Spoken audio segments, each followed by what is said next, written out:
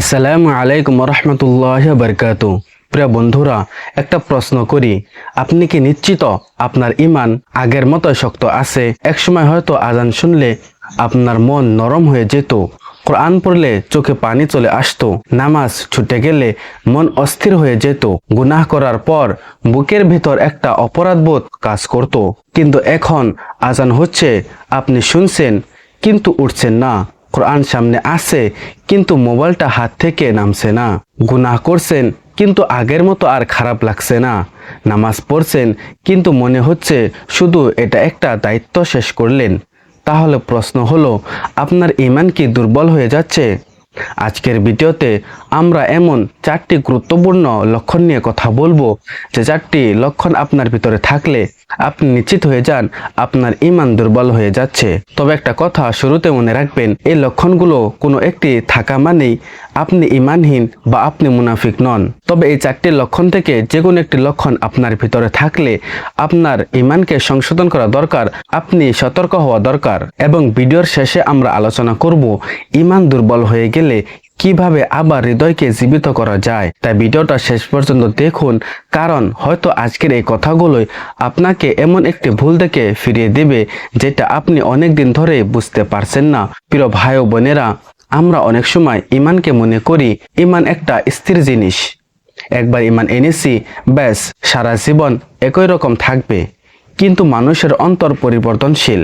কখনো আমাদের অন্তর আল্লাহর স্মরণে নরম হয়, আবার কখনো দুনিয়ার ব্যস্ততা, গুনাহ, অহংকার ও অবহেলায় সে অন্তর শক্ত হয়ে যায়। আল্লাহ তাআলা সূরা আল আনফার 2 নম্বর আয়াতে মুমিনদের একটি বৈশিষ্ট্য উল্লেখ করেছেন, আল্লাহর নাম স্মরণ হলে তাদের অন্তর কেঁপে ওঠে, আর আয়াত তেলাওয়াত করলে তাদের ঈমান বৃদ্ধি পায় এবং তারা তাদের রবের উপর ভরসা করে। অর্থাৎ ঈমানের প্রভাব শুধু মুখের কথায় নয়, হৃদয়, আমল এবং চরিত্রেও দেখা যায়। তাই আজ আমরা অন্য কারো ঈমান বিচার করব না, আজ আমরা নিজের দিকে তাকাবো, নিজেকে প্রশ্ন করব আমি কোথায় দাঁড়িয়ে আছি। তো প্রিয় বন্ধুরা, চলুন আমরা 1 নম্বর লক্ষণটি জেনে নেই। 1 নম্বর লক্ষণটি হলো গুনাহ করতে আর অন্তরে কষ্ট হয় না। প্রথম লক্ষণটি অত্যন্ত গুরুত্বপূর্ণ। গুনাহ করার পর অন্তরে আর আগের মতো অনুশোচনা হয় না। একবার চিন্তা করুন, আপনি যখন ছোট ছিলেন কোনো ভুল করলে মা বাবার কাছে লুকাতেন, কেউ যেন না জানে। কেন? কারণ আপনার ভিতরে একটা অপরাধবোধ কাজ করত। ঠিক একইভাবে একজন মুমিন যখন গুনাহ করে তার অন্তরে অশান্তি তৈরি হওয়া স্বাভাবিক। সে ভাবে আমি আমার রবের আবাধ্য।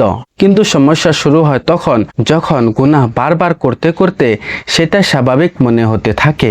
প্রথমবার হারাম কিছু দেখলেন, অশান্তি হলো, দ্বিতীয়বার অশান্তি হলো না, তারপর বারবার দেখতে দেখতে একসময় মনে হলো আরে এতে এমন কি হয়েছে, এটাই বিপদের জায়গা। কারণ গুনাহ শুধু আমল নামায় একটি দাগ ফেলে না, গুনাহ মানুষের হৃদয়ের উপর প্রভাব ফেলে।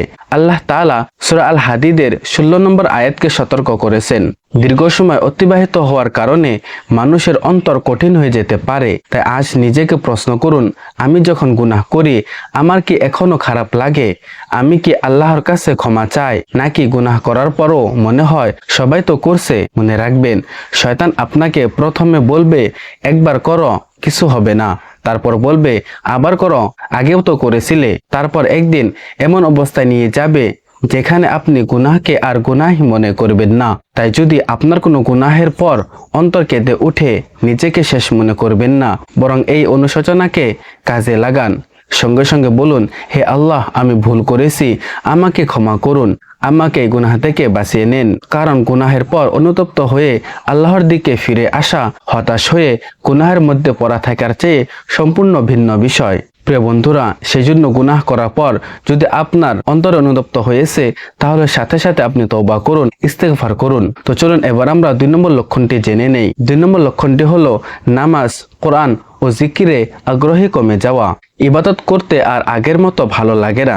একসময় নামাজের সময় হলে মনে হতো চল নামাজ পড়ি, এখন আজান হচ্ছে কিন্তু আপনি বলছেন আর 5 মিনিট পরে যাব।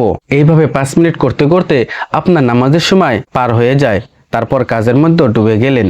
কখনো নামাজ পড়লেন, কখনো দেরি হলো, কখনো বাদও গেল। একসময় কোরআন পড়ার আপনার জীবনের অংশ ছিল, এখন কোরআন খুলে পড়ার সময় নেই। কিন্তু সোশ্যাল মিডিয়ায় ঘন্টার পর ঘন্টা সময় চলে যাচ্ছে, একটা ভিডিও, আরেকটা ভিডিও, তারপর আরেকটা। কিন্তু কোরআনের কয়েকটি আয়াত পড়তে গেলে মনে হয় আজ না কাল থেকে শুরু করব। ভাই ও বোনেরা, নিজেকে একটু থামিয়ে প্রশ্ন করুন, যে জিনিস আমার রবের কাছাকাছি নিয়ে যায় সেটার জন্য আমার সময় নেই, কিন্তু দুনিয়ার বিনোদনের জন্য সময় কোথা থেকে আসে?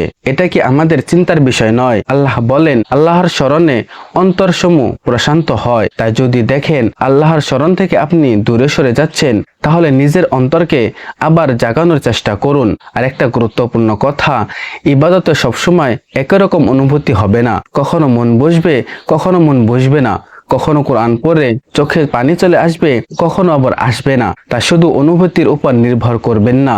মন না চাইলেও নামাজ পড়ুন, মন না চাইলেও কোরআন খুলুন। কারণ অনেক সময় আমল শুরু করার পরে অন্তর নরম হয়। আপনি হয়তো দুনিয়ার অনেক দরজায় যাবেন, কিন্তু হৃদয়ের প্রাকৃতিক শান্তি আল্লাহর কাছেই। সেজন্য প্রিয় বন্ধুরা, আপনি যে কোনো কাজই করুন না কেন, কিছু সময় বের করে আল্লাহ তাআলার ইবাদত করুন। তো প্রিয় বন্ধুরা, চলুন এবার আমরা 3 নম্বর লক্ষণটি জেনে নেই। 3 নম্বর লক্ষণটি হলো দুনিয়ার প্রতি ভালোবাসা বাড়ে, আখিরাতের চিন্তা কমে যায়। এটি খুবই একটি গুরুত্বপূর্ণ।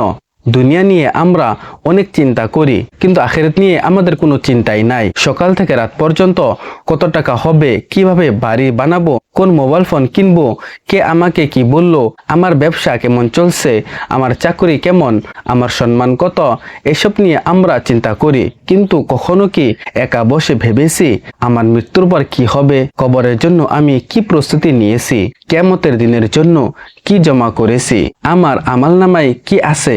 দুনিয়ার একটি ছোট পরীক্ষায় ফেল করলে আমরা রাত জেগে পড়াশোনা করি।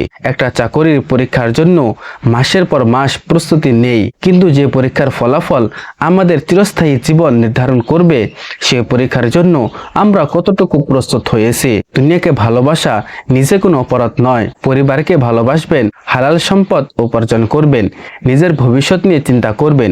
ইসলাম এগুলো নিষেধ করে নাই। সমস্যা হয় তখন যখন দুনিয়া আমাদের হৃদয়ের মালিক হয়ে যায়, কিন্তু নামাজ হারালে মনে হয় কিছুই হয়নি। তখন নিজেকে প্রশ্ন করা দরকার, আমার হৃদয়ের সবচেয়ে বড় চিন্তা আসলে কি? এরপরে ভিডিওতে এমন 4টি আমলের কথা বলবো, যে আমল আপনি করতে পারলে অবশ্যই আপনার ঈমান আগের মতো মজবুত হয়ে যাবে। আর আপনি যদি চান যে এরপরের ভিডিও ঈমান মজবুত করার বিষয় হোক, তাহলে কমেন্টে অবশ্যই লিখে যান। আসসালামু আলাইকুম।